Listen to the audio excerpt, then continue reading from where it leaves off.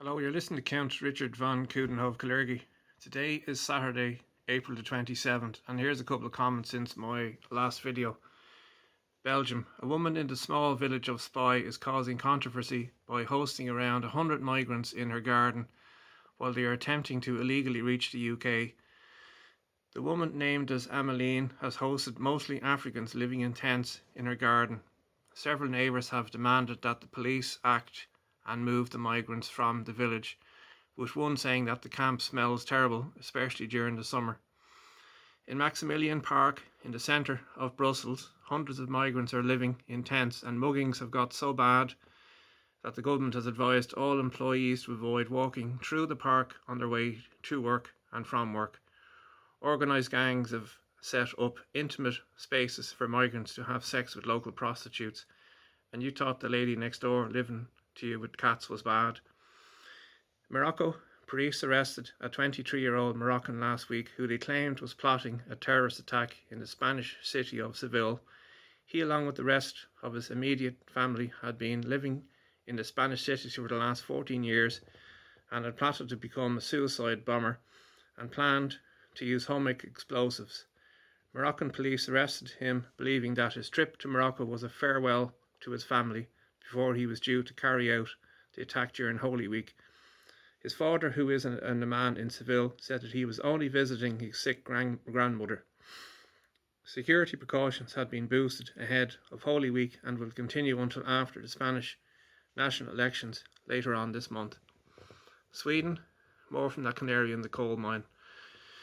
According to figures released by SOM Institute in Gothenburg, 2018 saw the largest number of people moving to Sweden to work since the rules for labour migration were changed in 2008, according to the author, due to a lack of skilled workers and ageing labour force.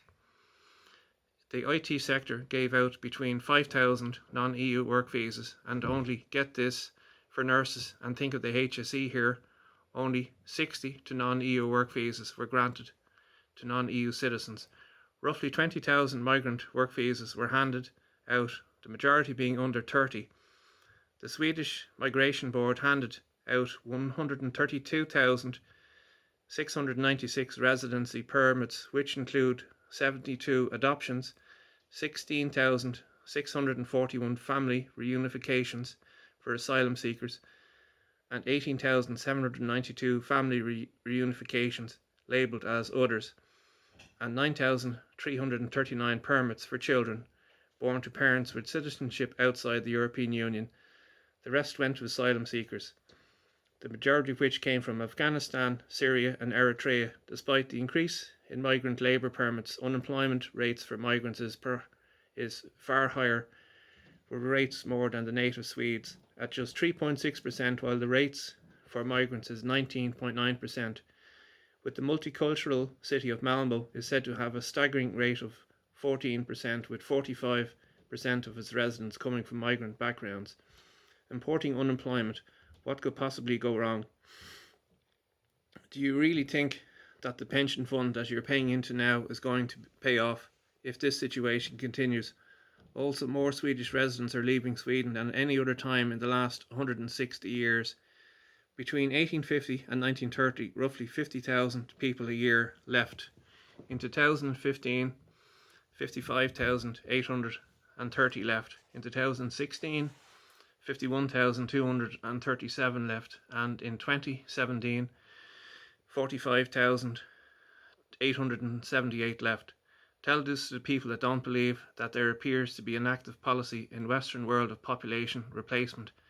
And Ireland signing the Global Compact on migration in Marrakesh is proof of this. Also in Sweden, a 19-year-old Eritrean migrant convicted of 3 separate crimes in the space of 3 weeks during March 2018 of robbery, an attempted rape and assault on victims aged between 13 to 7 years old. The victim of the assault and attempted rape was persecuted by his friends to such an extent that she was forced to move to another city, Gothenburg. The courts have opted to sentence him lightly to probation with a special treatment plan, no prison time or deportation. Holland. A Dutch politician for the Party of Unity Arnold van Doorn, has demanded that the Dutch government open up beach areas which should be halal for Muslims who don't feel at home on most beaches, as many feel uncomfortable with the appearance of very scantily dressed beachgoers. Van Doorn joined Geert van Wilder's anti-Islam party in 2010, but joined the Islamic Party for Unity in 2013 after converting to Islam. In 2016, received a sentence of community service for selling drugs to minors. Halal beach resorts exist already in parts of Turkey and Indonesia, with separate bathing areas for men and women. In Switzerland in 2010, 52.9% of Swiss voters agreed that foreigners convicted of certain crimes should be deported. In March 2015, Switzerland, as Parliament approved laws, enabled the measures. Geneva expelled more than half of all foreign criminals from French-speaking Switzerland, with a reported total of 427 from 2017 and 439 during 2018, including a 44-year-old Turkish citizen who was born in Switzerland and grew up there but was deported after committing a string of crimes and serving time in prison. Asylum seekers were returned. 57% of all failed asylum seekers were returned to their country of origin as well. Germany, a study released in Germany found that if you factor in the production of car batteries, mining and processing, the lithium, cobalt and magnesium consume a great deal of energy. The IFO Institute in Munich found that electric vehicles attributed between 11 to 28% more CO2 than their diesel counterparts. Using a Tesla Model 3 battery as an example, given the lifespan of 10 years and an average distance of 15,000 kilometers per year, this equates to between 73 to 98 grams of CO2 per kilometer. The authors believe that methane-powered vehicles are a much better alternative. And still in Germany, 24 people were injured after a 36-year-old Somali migrant stormed St. Paul's Church in Munich last Saturday during an Easter vigil, shouting Allah Akbar, throwing fireworks and stones at the worshippers, who were injured both by the stones and in the stampede to leave the church. He was tackled by members of the crowd and held until the police arrived. France, police have confirmed that the fire at the Church of Notre Dame du Grace in the Provence region was arson.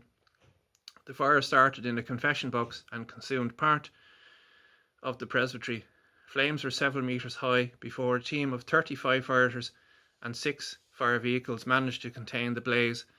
One of the people who spotted the fire acted quickly and grabbed fire extinguishers from a local cinema and entered the church before emergency services arrived. This follows recent acts of arson and vandalism throughout France. The strangely not so silence of the not so independent media and media in Ireland doesn't seem too concerned about this. And also in France, a 21-year-old Tunisian migrant has been arrested in Paris following a brutal attack in which a homosexual man was stabbed to death and his friend disemboweled in an attack that took place on April the 11th. The migrant, who followed the two men after they got off a bus to their apartment where the unprovoked attack took place. The second victim managed to survive the attack and was, after extensive surgery, able to identify the attacker using video surveillance. This is just the latest attack on the LGBT community following from the murder of a transgender prostitute last year, which resulted in the arrest of 9 migrants who were routinely robbing prostitutes and their customers. All these attacks had taken place in the heavily migrant populated district 19. The Sri Lankan bombing. Here's just the comments on my thoughts on the Sri Lankan bombing. Sri Lanka has a population of 21.7 million people and is roughly 70% Buddhist, 12.6 Hindu, 10% Islam, 7.5 Christian and the rest other denominations.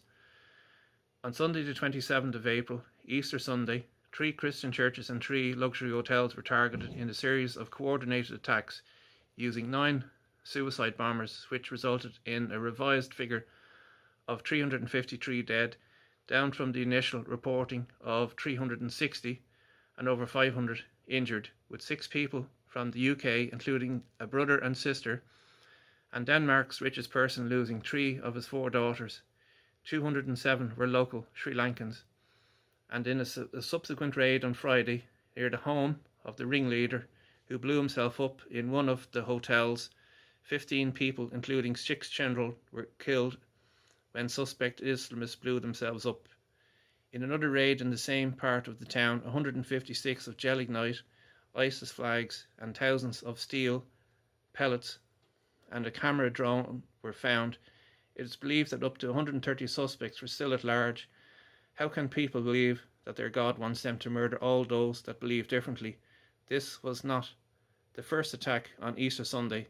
On March the 27th, 2016, a Christian church in Lahore, Pakistan, was bombed, leaving 75 dead and 340 injured. In the last 30 days, there has been 81 Islamic terrorist attacks in 19 countries that killed 687 and injured 1,400 people. I sometimes wonder, does Islam attract psychopaths as it gives them license to live a debauched life to the fullest under ISIS rule, where rape, torture and murder are commonly practiced against non-believers, while providing total moral absolution by martyrdom? Surah 2 verse 98 says, "Whoever in the name of Allah and his messengers of Allah is an enemy to the disbelievers." I am reminded of a quote from a Syrian philosophy teacher named Sadiq Jal al-Azim, who taught at the Princeton University while commenting on the migration crisis in Europe. Quote, "Do you get a Europeanized Islam, or do you get an Islamized Europe?" And now for some domestic issues. It took until Thursday for not my Taoiseach Veruca to write a letter of condolence to the Sri Lankan government after the terrorist attack. I rang the Joe Duffy show on Thursday to complain about this, but didn't get on. The scale of victimhood persecuting Christians doesn't seem to be important to that many. A protest outside the Rec Provision Centre by 2 South African women with 5 children took place outside Mosney, with cars blocking the entrance, demanding to be housed. The 2 sisters only been in Ireland for 2 months, and if you're fleeing persecution, should safety not be your first consideration? It appears to me that a contributing factor to the bringing of people into Ireland is that some of them are led to believe and given false expectations of what they are going to get, probably from NGOs and left-wing groups. There was a couple of interesting interviews this week. Good interview between Gemma O'Doherty and Justin Barrett, and Gran Torino was in Germany where he spoke to a Greek chap. A very interesting interview. I noticed the election posters are up in full swing, and I noticed, I was out for my walk today, that after Storm Hannah, quite a few of the electoral posters seem to be damaged, and I hope the candidates can survive the climate of wind hurtling through the Dáil if they get elected. But I'd be glad to note that the majority of the damaged posters were from the Profit Before People, Sinn Féin, the Social Democrats. So there are a couple of thoughts which are my own. Thanks for listening. Good night and good luck.